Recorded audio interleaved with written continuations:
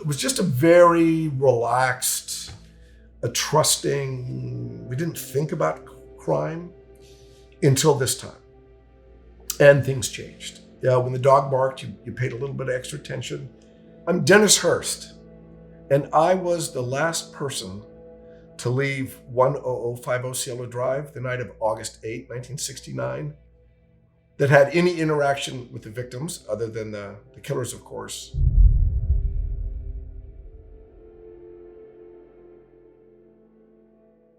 I was born in Beverly Hills. So my birth certificate says Beverly Hills, California.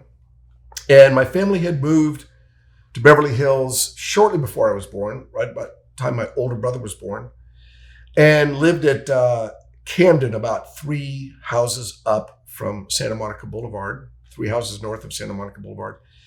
And my mother's uncle and his wife had a very prominent bicycle store in Beverly Hills, in a very prominent location. They were childless. They were getting older, and they wanted to begin taking life easy. And my father and mother had been avid cyclists. My father was very mechanical. And so they said, why don't you come move to Southern California from San Francisco? And you can manage the bike shop so we could start taking life easier and do more traveling. And then we don't have children, so you'll inherit the bicycle business when we die. And so my parents moved to Beverly Hills in 1950. I was born, obviously, August 8, 1951.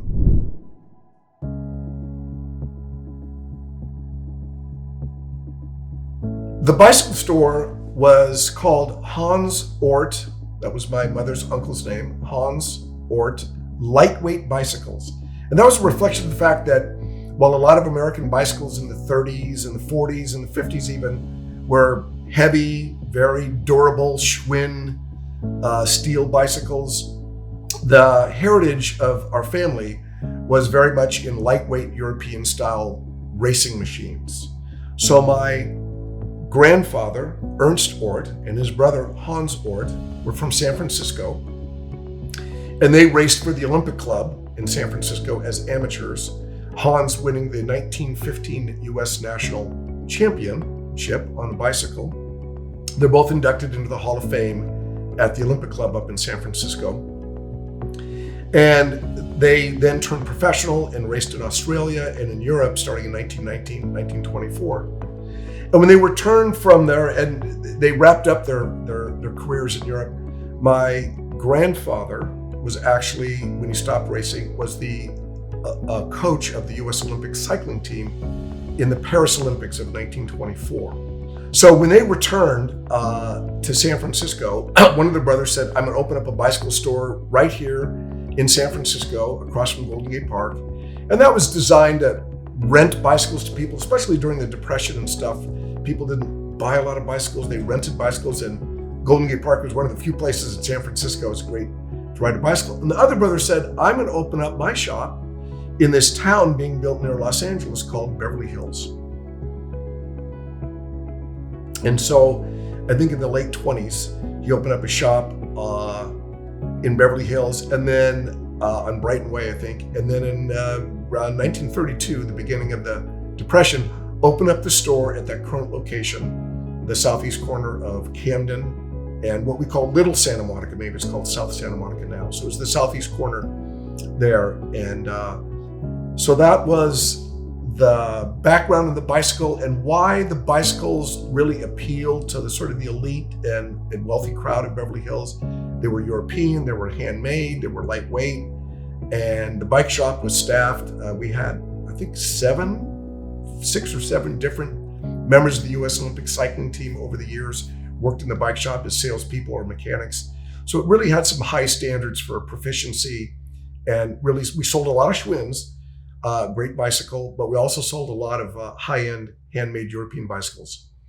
So the family, we all grew up around the bicycle business, and there were 4 boys in the family, no girls, and we all worked in the bike shop. Usually started off sweeping floors and polishing fenders, but eventually waiting on customers. It's interesting, in my family, people are always saying that, why do you refer to your mom and your dad as Connie and Len? And that's because maybe we were as teenagers, or even when we were in college, we'd be working the bike shop and we had a question from my parents, but they didn't think it was very professional to say, hey, Mom, how much is this? Or, hey, Dad, what do you think of that in front of a customer? So we refer to them as Connie and Lim so that we looked like we were more professional employees. Some really interesting times. This would have been really for me in the 60s, into the late 60s. And a lot of interesting episodes. A lot of people say, what was it like? Or who were some of the customers? And I'd grown up in Beverly Hills. I went to Beverly Hills Catholic School. My classmates in my grammar school class for 9 years was Dean Paul Martin Jr., Dino Martin, Dean Martin's son, and Lucy Arnez was in my class, and a lot of interesting people. And in the bike shop, there was sort of the stars of the 1960s, late 1960s. Charles Bronson. Actually, I remember a couple of 3 episodes with him in the bike shop, and he was a very gruff, kind of a bull in the china shop kind of guy, and kind of barking orders to people, and frankly being pretty rude. Maybe that was his persona, maybe that was his real personality. And he would just kind of like, yeah, okay, and I want this, whatever. And then he'd stomp out, and then he had like a private secretary, a guy that sort of followed him around, and he would be much more conciliatory. He'd say, gee, Mr. Hearst, I think Mr. Bronson would really appreciate, and could you deliver this? And is this all taken care of? And he would sort of unruffle feathers and take care of business as Bronson walked out. I remember a particularly funny episode. The bike shop had a front entrance, which is like 45 degrees angle, right on the corner of Camden and what we call Little Santa Monica. And so that was the entrance that customers would go in and out of. But we also had an entrance in the back that went into the mechanic shop. And obviously you didn't want to have people traipsing through there. So we directed traffic through the front entrance. But some people that were particularly good friends of the bike shop were certainly allowed to come in and kibitz with the mechanics and say hi and walk through the store. There was a parking lot behind the bike shop. A lot of people park there. So some people take the shortcut and go through the bike shop rather than around the building, even if they're just going to go out onto Camden or out onto Santa Monica. So one of the guys that was a good friend of the bike shop was Buddy Hackett. And so he comes into the bike shop, and he goes, hey, Mr. Hearst, talking to my father. And he said, yeah, my best friend. He said, he just had a baby, kind of late in life for that guy to be having a baby, but he just had his first baby, and I want to take a gift to the hospital. So what do you have? Do you have some like fun tricycle? My dad said, yeah, we have a really high-end line of like German tricycles, real ball bearings, whatever. They were, it was like $100. It seemed like a lot of money for a tricycle at the time. And he said, yeah, let me have that one. Let me have the red one, whatever. My dad said, well, is it a boy or a girl? And I said, yeah, it's a girl. So my dad put a pink or a red bow on it, and Buddy Hackett tucks the tricycle under his arm and walks out and says, yeah, hey, thanks. Well, I was happening to be working again at the bike shop about 4 weeks later, and Don Rickles comes walking into the bike shop through the main entrance with this tricycle tucked under his arm with a big red bow on it. And he goes, Mr. Hearst, he said, my idiot friend, he said, he buys my little baby this gift. She can't ride this thing for 3 or 4 years. What am I going to do with it? And my dad said, well, Mr. Rickles, Mr. Hackett paid all cash for that, so I'll give you cash out of the till, or I'll give you a credit to your account here, or I'll credit your credit card, whatever you'd like. And as he's arranging that with my father, by complete coincidence, I believe, walking in through the back mechanic's entrance to the bike shop is Buddy Hackett. And he says, what are you doing? You're returning my gift. And they started kibitzing back and forth each other in this cutting, biting kind of a way. You could tell they really loved each other, and they were really good friends, and they were great spontaneous comics. I was standing at the bottom of the stairs. We had stairs up to a mezzanine. I had to sit down. I was cracking up. You would have paid money to listen to this routine at a Vegas nightclub. These guys were just really funny and really friendly and just really tough on each other. It was a style of comedy for both of them. Anyway, just lots of great stories like that. I remember Barbara Streisand pulling up at the bike shop. She wasn't going to the bike shop. She pulled up in a big Cadillac Eldorado and my dad said, oh, you can't park here, because this is only for a customer. She goes, oh, I'm just going to the bank across the street. It won't be any problem.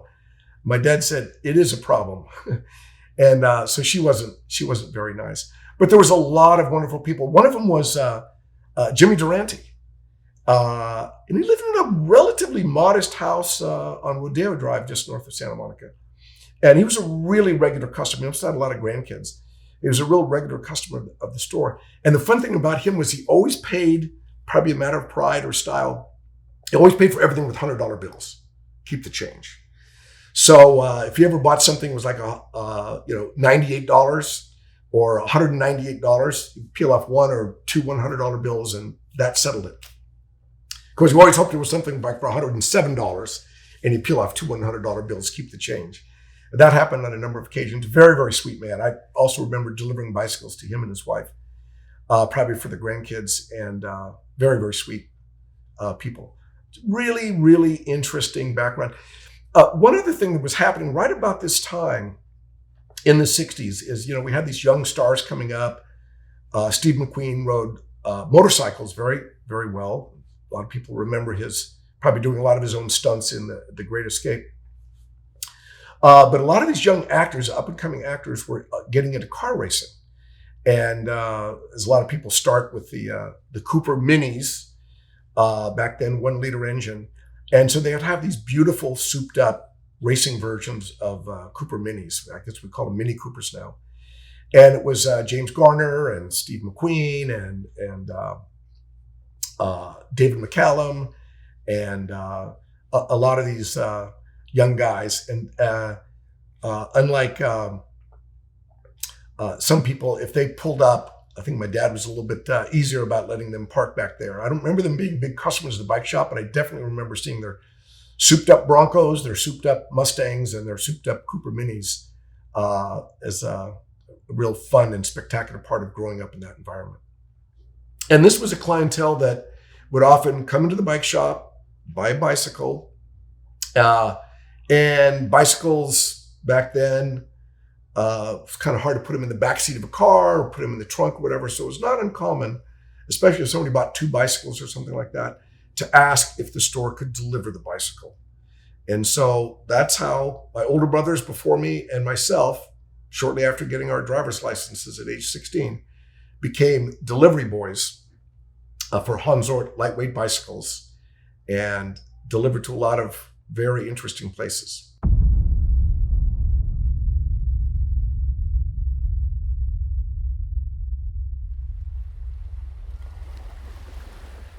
So the night of the murders was my 18th birthday. On my 18th birthday, I'd been to the beach with my girlfriend and a bunch of our friends in Santa Monica, Sorrento Beach, right near the Jonathan Club. And I'd come back from the beach and I went to the bike shop and I said, hey, Dad, it's my birthday.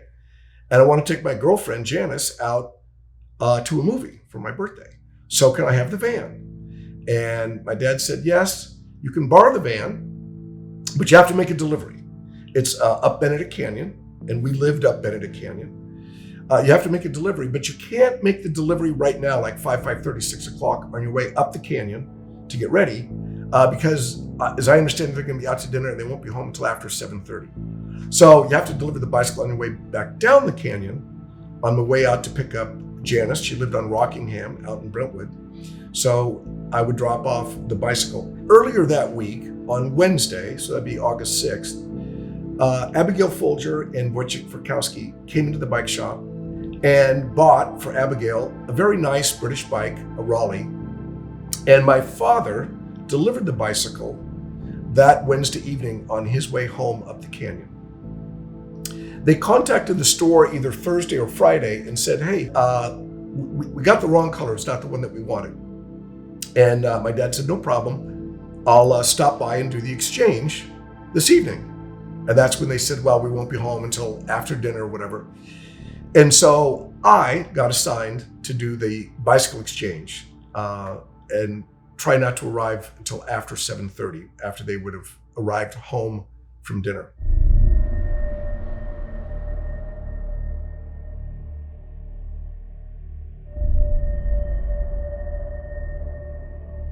So My father had been to the address, obviously 2 evenings before, and he gave me directions on how to get in. He said, you're just going to pull up this long, winding driveway.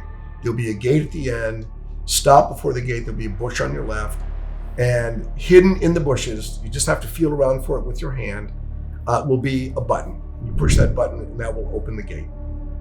And I remember driving in, and when I delivered a lot of bicycles, Anthony Quinn's home in Bel Air, and a lot of other interesting places, there would often be like a pressure plate, or like in the gas stations at the time you drive in, it would go ding, ding. That would let the guy know in the gas station, come out and wash your windshield and check your oil and pump your gas for you back in the old days. So I was looking for something to drive over that would trigger the gate to close behind me. So I looked pretty carefully. There was no pressure plate. There was no wires or anything to drive over. I just drove in, and I saw in the mirror as I was driving in that the gate just closed behind me. So I think after 60 seconds, it just closed. It was a less expensive gate. And I pulled up to the garage and opened up the van and took the correct colored bicycle out and parked it in the garage. The garage doors were open and the bicycle was in plain sight. So I took the bicycle out, put the other bicycle in, put them in the right location. So now I needed to let somebody know that I had done this. So I walked out around from the garage and across the driveway between the 2 parked cars and through a little gate, and like a split rail fence with a gate, and then past a little wishing well, and across the lawn and some flagstone stairs, or to a flagstone front porch, and with a white door, I think it might have been like a Dutch door or whatever, rang the doorbell, and a gentleman came to the door. I didn't know who he was, I didn't recognize him, but later on we learned it was Jay Sebring. And he seemed friendly. He had a black shirt on, kind of unbuttoned a couple of, maybe one extra button. Had a green bottle in his hand, might have been some kind of a inexpensive wine, like small, like a Spignata or something like that, like 8, 10, 12 ounce bottle. And I just told him that I was a delivery boy from the bicycle store, that I had picked up, as requested, the bicycle that they wanted to exchange, and dropped off the correct bicycle, left him in the garage. And he said, yeah, is everything okay? And so we exchanged maybe 25, less than 50 words. And he thanked me, and off I went, got back in my van. And it was easier to open the gate leaving because the button on the inside of the property was much more prominent. So you just drive over and push that button, and then drive out the gate, knowing again that it would close automatically behind you.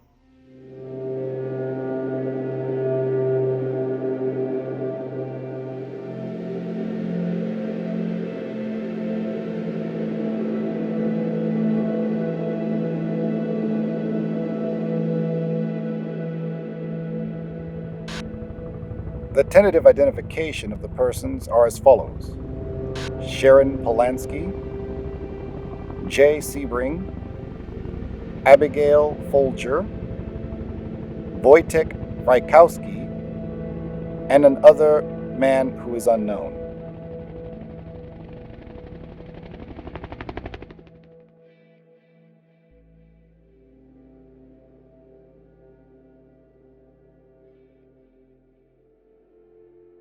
For me, the evening of, and the night, late night of August 8, 1969, fortunately for me, ended somewhat uneventfully. Left Janice's house, I don't know, 12:30, maybe 12:45, 1 o'clock in the morning, and drove back out Sunset Boulevard, and then went up Benedict Canyon. So I was probably driving up Benedict Canyon about the time the murderers were driving up the canyon or heading up Portola and washing their car or washing themselves. And we lived further up Benedict Canyon, just above Portola, off of Hutton Drive. So drove home that night, I don't know, 12:30, 1 o'clock. And didn't think anything of the evening before. It was really, for me, a pretty typical night. Then the next morning, I got in the van, which my dad had left me the van and ridden his bicycle to the bike shop. as he'd ridden his bicycle home the night before. He often did that. It was about 5 miles.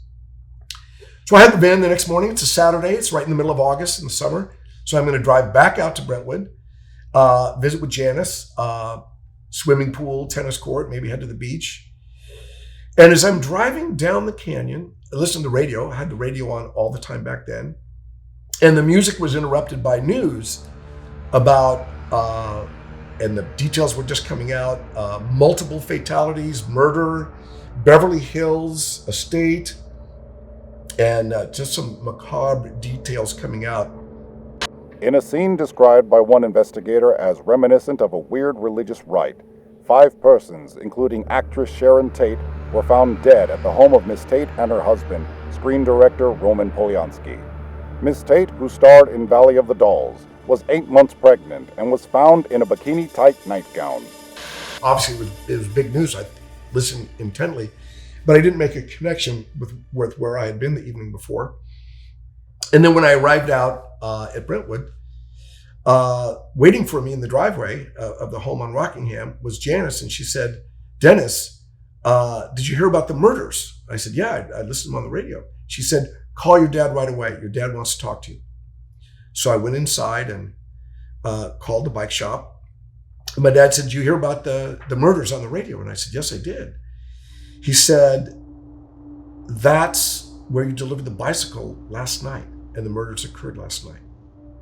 And I said, "Wow."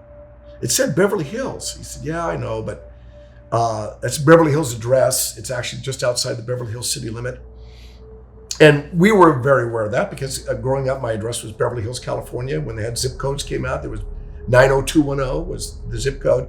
But we weren't actually in the city of Beverly Hills. It was called Beverly Hills Post Office address. We knew that Cielo was outside of the Beverly Hills city limit. So that kind of threw me off a little bit. So I said, "Oh gosh, Dad, better call the police right away and let them know what I know." And my dad said, "Not so fast, son. Let's talk about this. And this is really serious." And I said, "Dad, what kind of a son do you think you raised?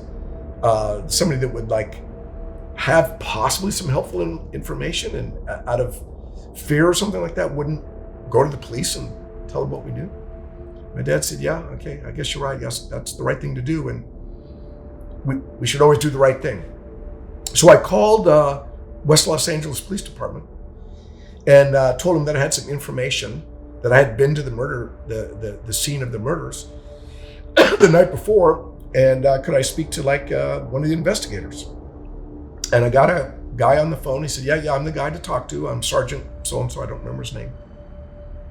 And I told him that I delivered the bicycle, about what time, that I had spoken to a gentleman. I think at that point, I don't think I realized who the gentleman was that I spoke to, and gave him a little timeline and some action, whatever. He took it all down and said, "Okay, you'll be hearing from us."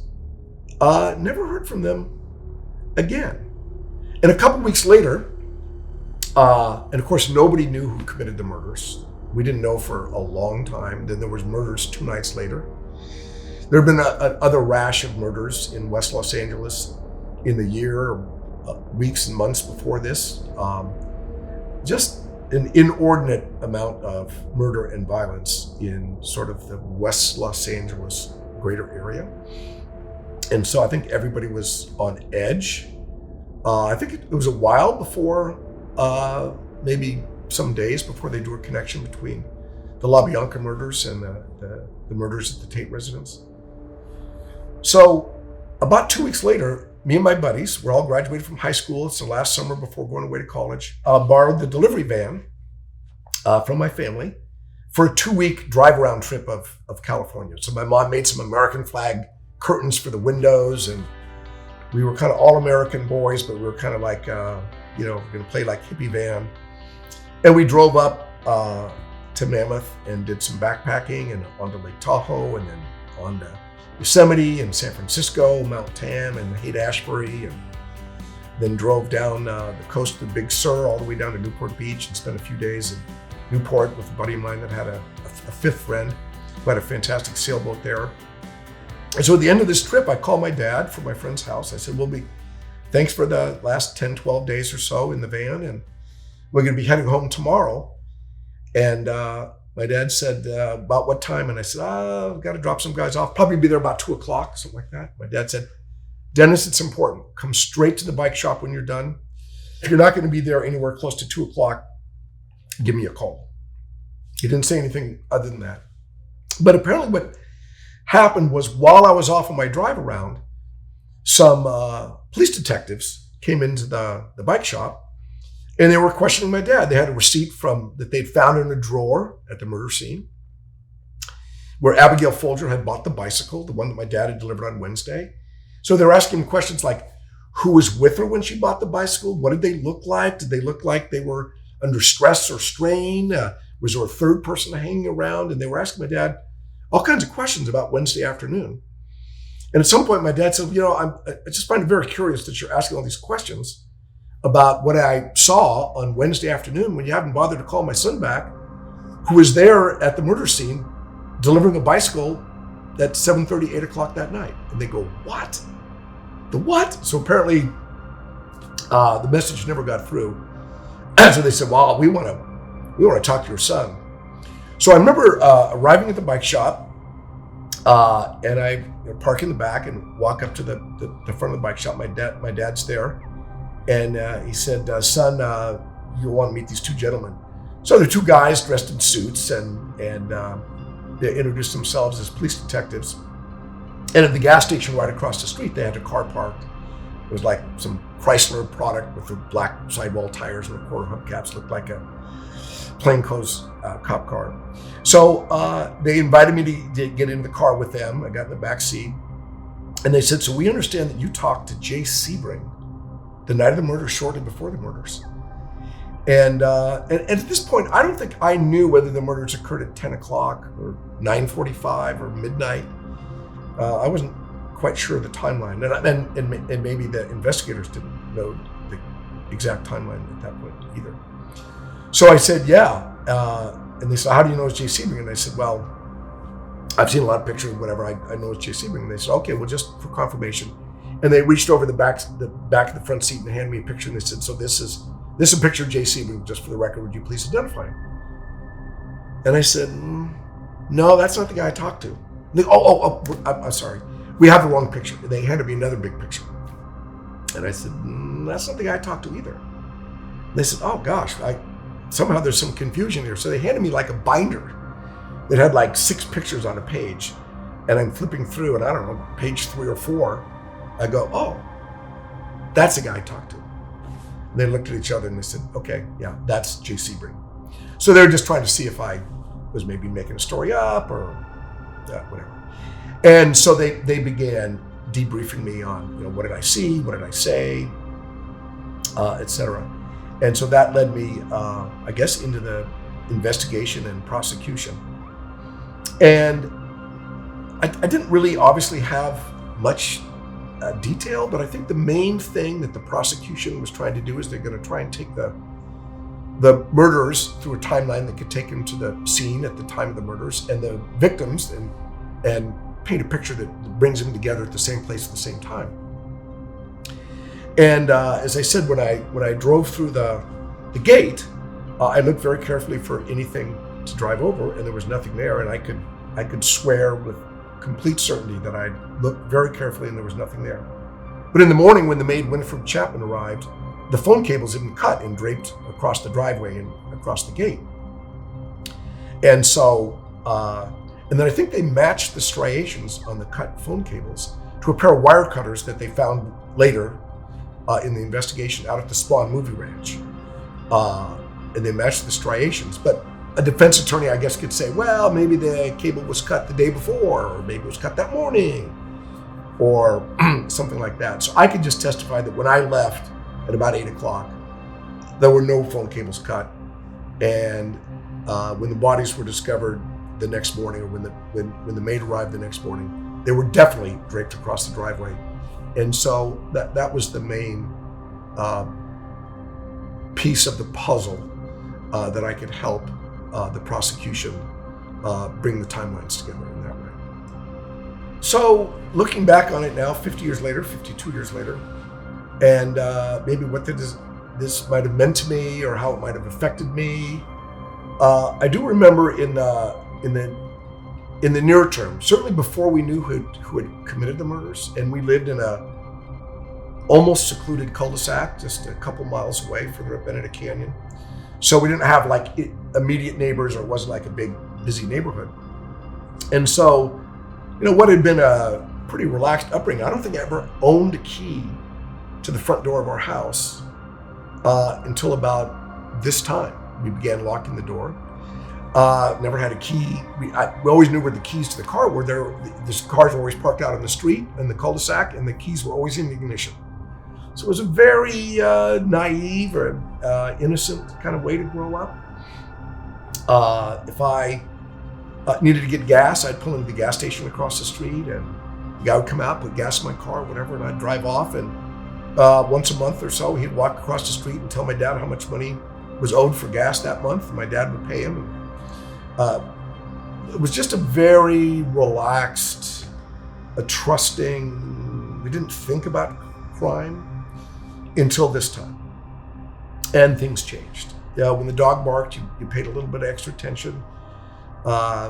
Each of the kids got a key to the house. We were expected to lock the door when we left, and so there was a little bit of attention. I do remember being home one night, walking down the hallway. We had 4 of the boys' bedrooms, and the house was dark. I might have even been coming home all by myself, except for the dogs that were there. And I heard the dog bark or growl or whatever, and I thought, oh my gosh. And it just made me think about things that I hadn't thought of before.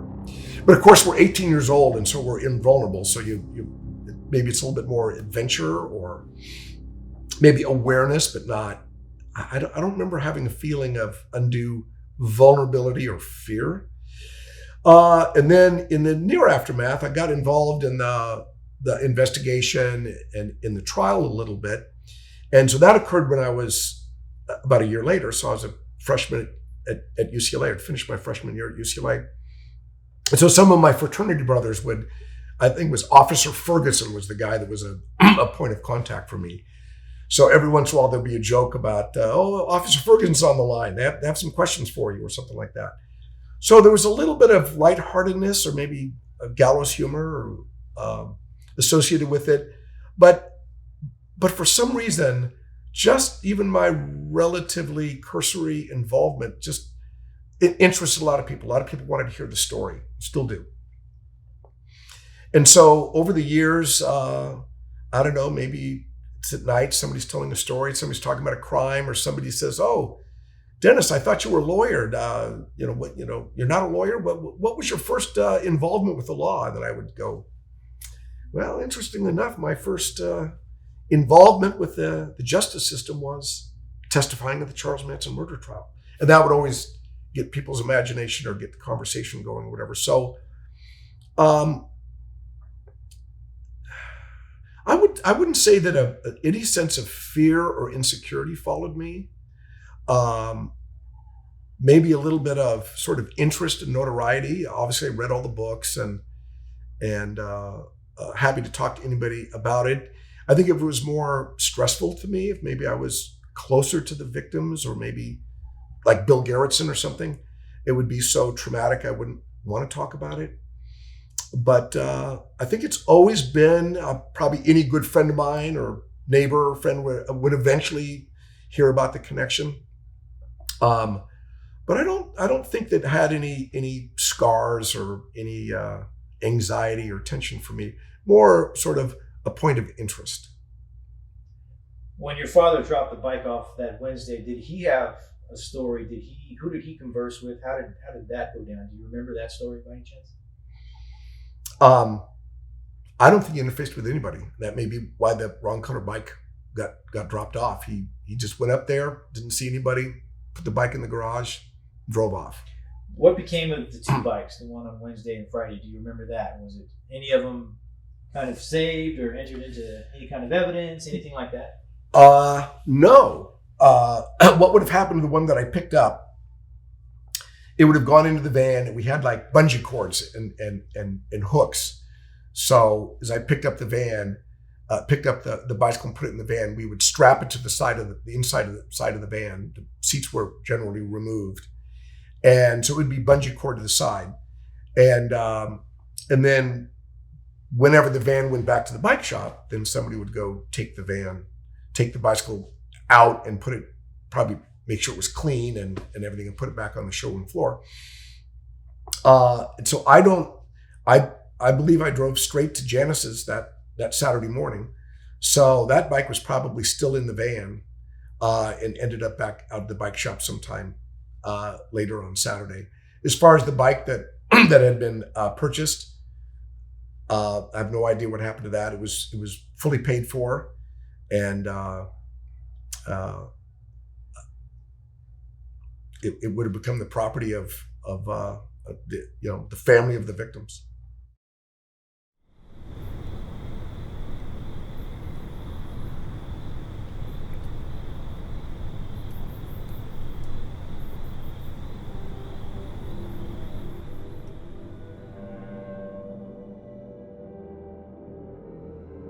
Do you think he could have missed that noise?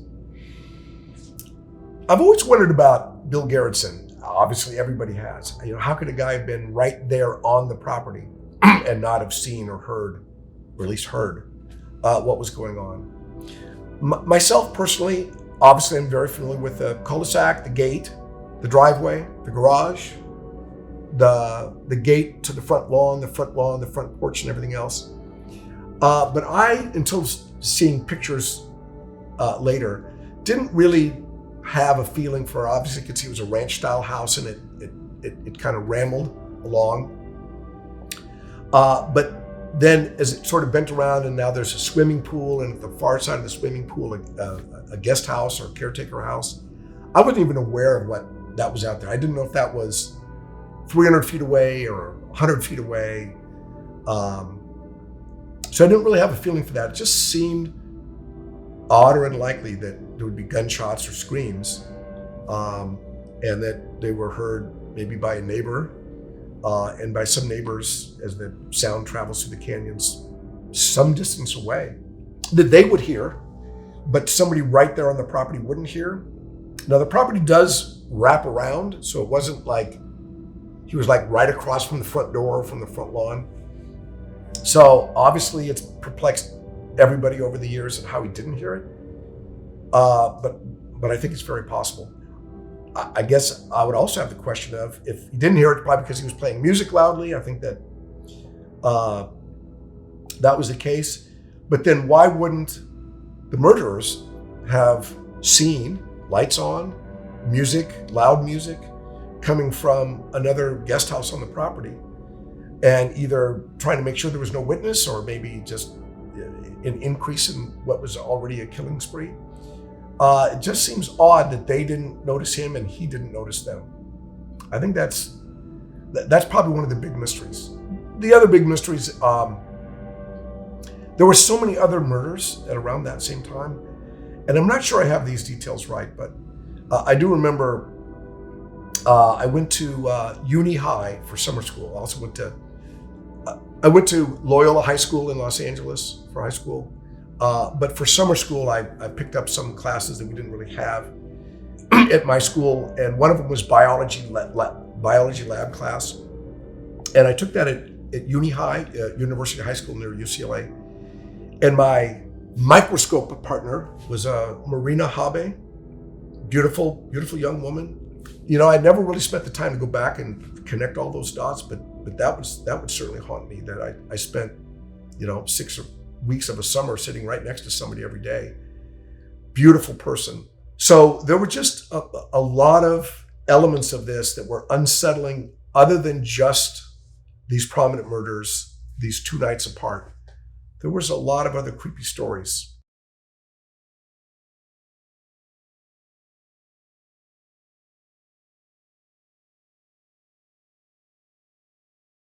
Yeah, the day of the trial, and so I'm not sure we all testified or completed our testimony that first day. I did, but and we all sat there on the either adjacent chairs or on a long bench together. And as I recall, we were together before that. Either I don't remember if it was some days before that, and we were being maybe prepped a little bit for our testimony, what to expect. or maybe we were in a room together that was like a visitor room or a witness room that wasn't in the hallway ready to be called into the court, but maybe it was like a lounge that you could meet, so you could arrive an hour early and have a place to sit or have a coffee or water before going out to the sort of the hallway witness benches. And I do remember there was a guy, there's kind of heard a little scuffle at the end of the hallway, and it was like a sheriff or bailiff or something like that said, no, sir, you can't come here. And so bad, he was holding some guy back. And he was a photographer, and he had kind of reached around the corner and took a picture down the hallway, or kind of down across the hallway.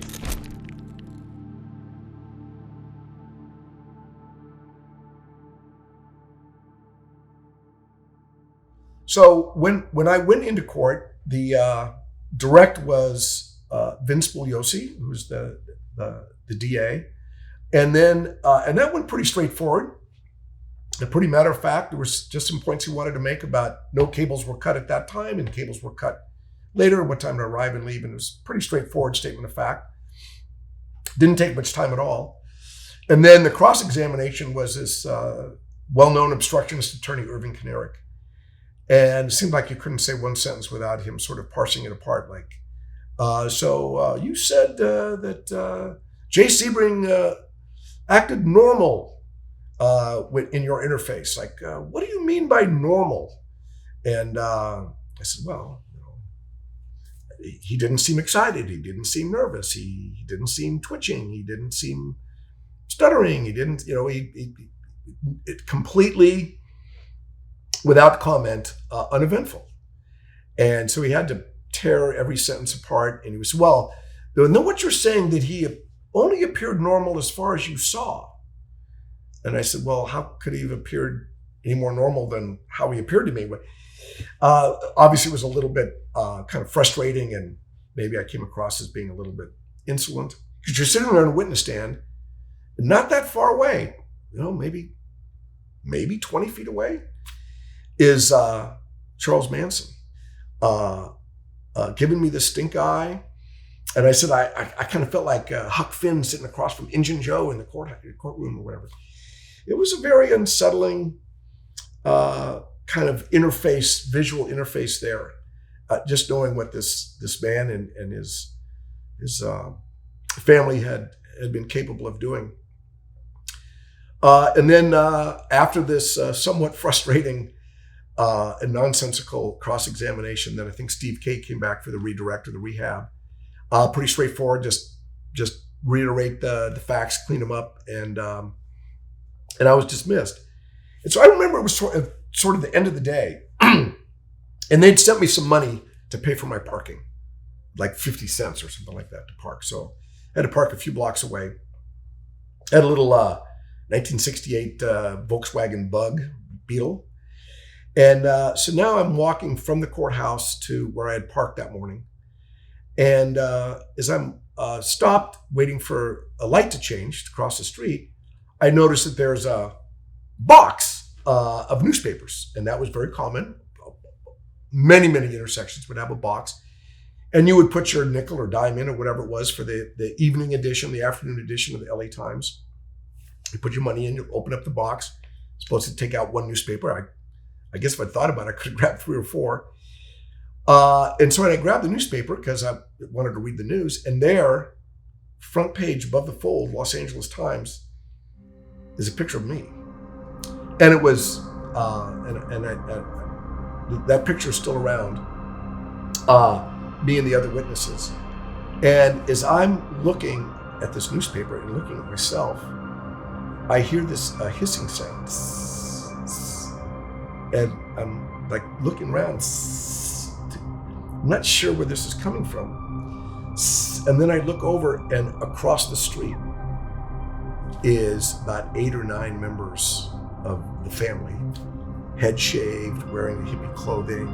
But they were like looking at the LA Times, my picture in the LA Times, pointing at it, pointing across the street at me and giving me the evil stink eye and hissing at me.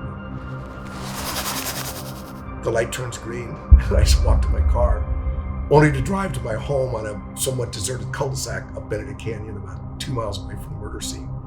So there were some unsettling moments there that definitely stuck with me.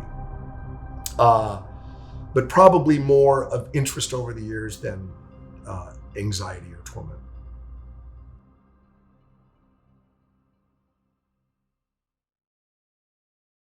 So that night, the night of my 18th birthday, and I'm going to take my girlfriend Janice, and we'd been dating for several months, going to take her out to a movie. I think we saw Paint Your Wagon with Clint Eastwood and Ray Walston. Interesting, Ray Walston lived right across the street from us for Rep Benedict Canyon at that time. And so I think the movie probably started at 9 o'clock. So after I delivered the bicycle, I picked her up in Brentwood, and we drove out to the movie. I'm probably coming back from the movie late, like 11:30. And I remembered when I delivered the bicycle that day that there was a very secluded, there were some homes along this winding driveway, but it was very, very secluded, and there was a little cul-de-sac at the end. And, like a couple of 18-year-olds or 17, 18-year-olds, I was always thinking about going someplace for some petting or some necking and kissing that we could have some privacy and be uninterrupted. And so I remember driving back from the movie theater. I remember distinctly. And this is interesting because around the 50th anniversary of this tragic night, Janice and I, who are still in touch, friends, she called me up and said, hey, it's been 50 years, and I've told the story dozens and dozens of times, friends and family over the years. Just wanted to make sure that I kind of had all my facts straight. It's been 50 years, and so we compared notes as to what we thought we did, about what time, what we said, what we were thinking, and we pretty much collaborated with each other or coincided with each other, agreed with each other quite a bit. So as we were driving back, and I always like to take Sunset Boulevard. It was twisty and fun to drive on. So we're coming back from Hollywood on Sunset Boulevard. We're driving past the Beverly Hills Hotel. And I told her, I said, there's this great place where we could have some privacy and make out and whatever. And so I turned right at the Beverly Hills Hotel on Benedict Canyon. And we started driving up Benedict Canyon. We got a couple blocks up. And she said, Dennis, my dad cuts us a lot of slack back home. I don't think we should have a problem with what we'd both like to do. And so I said, yeah, you're right. So I think on Bedford or Roxbury, I made a left turn, went back out to Sunset, and headed back out to Rockingham and Brentwood. Instead of, right around midnight, driving up to the cul-de-sac at the end of 10050 Cielo Drive, turning off the lights of the car, and sitting there and possibly ending up with a similar fate to Steve Parent.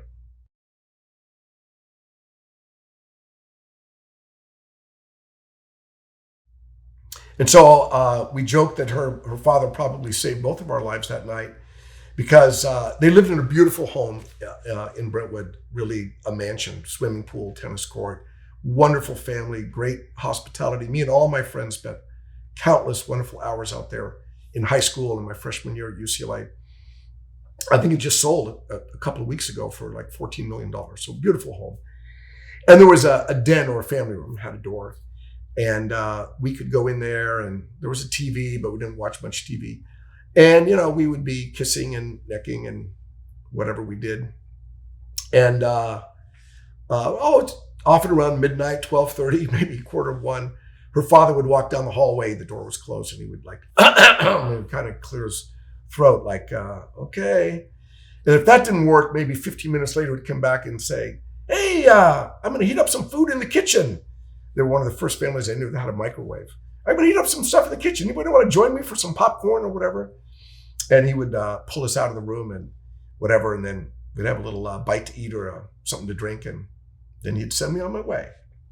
And his daughter was a very good girl. I was a gentleman. Nothing terribly serious happened in there, but just the fact that her father trusted us and gave us our privacy and let us be a kind of passionate young couple together probably saved our lives. And we both talked about that quite a bit. Because we lived so close and just further up Benedict Canyon from Cielo Drive, I would drive past it, I don't know, 10, 12 times a week going up the canyon or down the canyon. That would probably be typical. Probably a long time before I wouldn't think about what happened up that street or what would have happened if I turned up that street with Janice that night. And yeah, so it was proximate. It wasn't like something happened out of town and I never went to Chicago for years after that. It was a scene where I was driving by it all the time.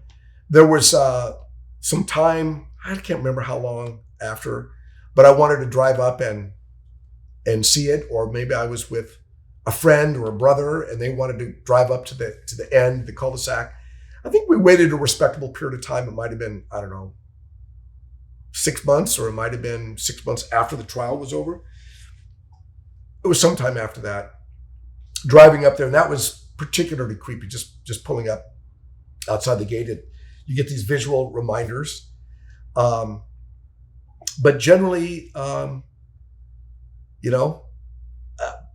driving past hundreds of other places dozens of times a week. And so I don't remember any big thing. I do remember driving up there with some friends many years later and seeing that it had changed. The gate was different. The house had been torn down and a new, I think, more Mediterranean style house. I think it was actually under construction, so I could see through the gate, through a construction gate. There was like a Mediterranean style house was being built in its place. And then sometime after that, the more prominent solid gate.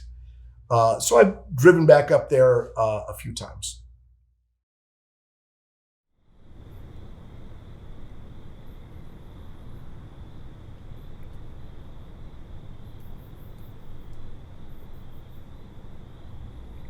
Well, I've seen quite a bit of photographs of the property over the years.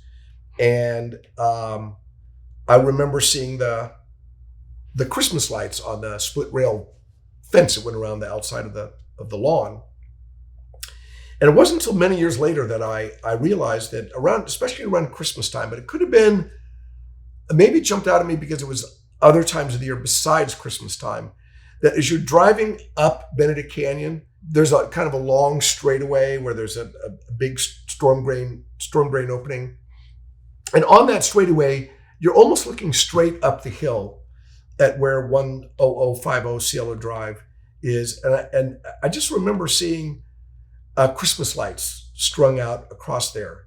And it wasn't until seeing those Christmas light pictures on the fence, I realized later that probably in the years before that 1969 night, looking up and seeing those Christmas lights on that property is really quite a prominent property. Just kind of wrapped around and just like it had a fantastic view of the city, and myself driving, seeing those lights, had a constant view of that property.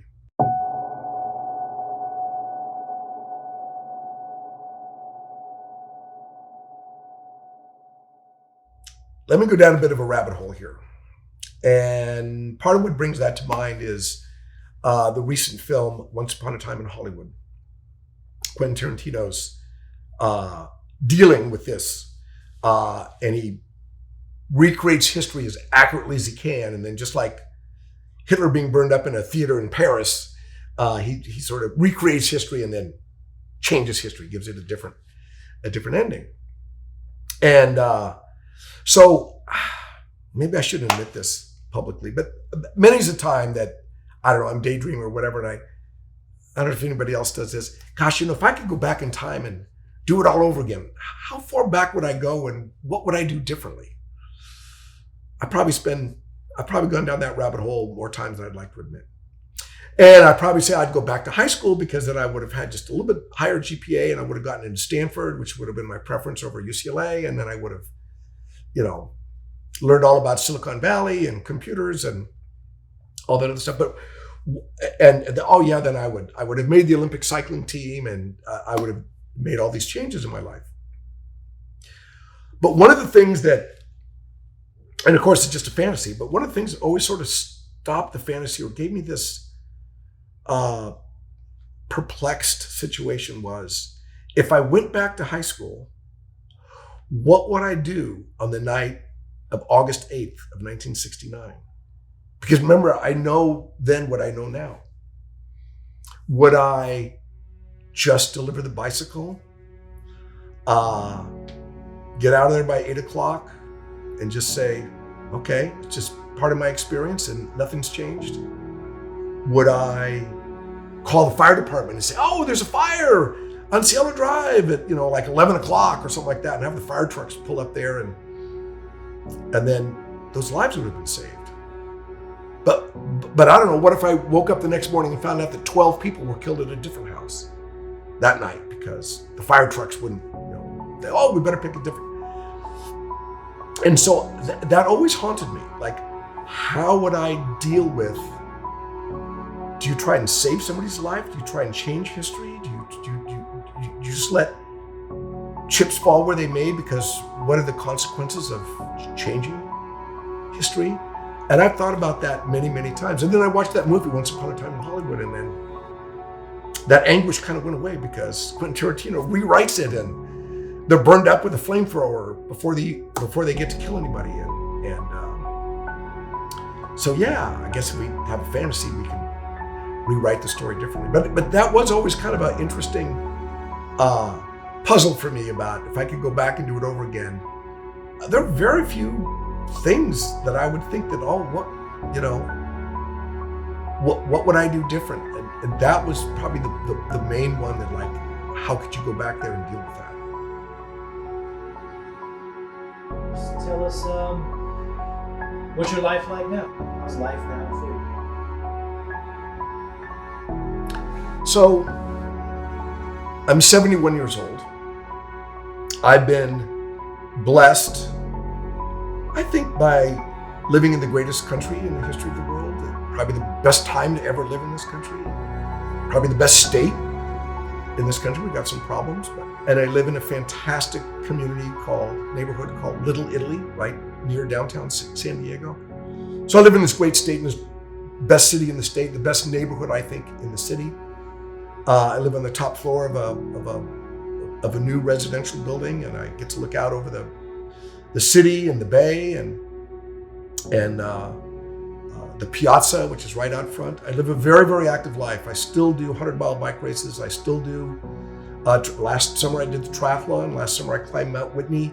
So I've been blessed that I'm healthy. I'm also blessed that I live in a modern world. So if something goes wrong, you can have a surgery or fix it or whatever. But very, very little has gone wrong. I probably act a lot younger than I am. I ski, I snowboard, I ride horses very aggressively, I surf. And I've just been blessed with a wonderful life. And I just hope that I can stay healthy and active and happy, and always had young partners at work, and a lot of my friends are very young. My children, with whom I still do lots of cycling events and other events, all keep me feeling young rather than feeling old. And I'm just grateful that I've lived a wonderful life, and I hope I can stay this happy and healthy.